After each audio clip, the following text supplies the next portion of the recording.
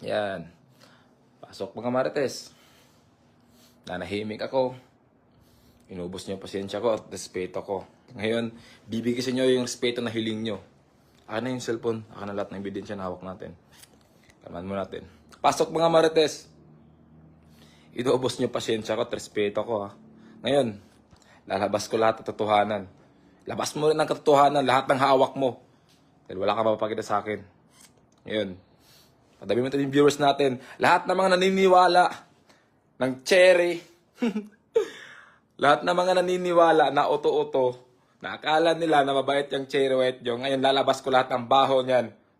Nirespeto ko yung babae na yan. Nanahimik kami. Hindi kami nagpaparinig. Kagaya ng mga circle niya. Ngayon, kami naman babawi. Pag sila binanatan ng isang beses, 10 agad balik sa kanila. Iyak na iyak agad. Ngayon malalaman yan tunay yung ugali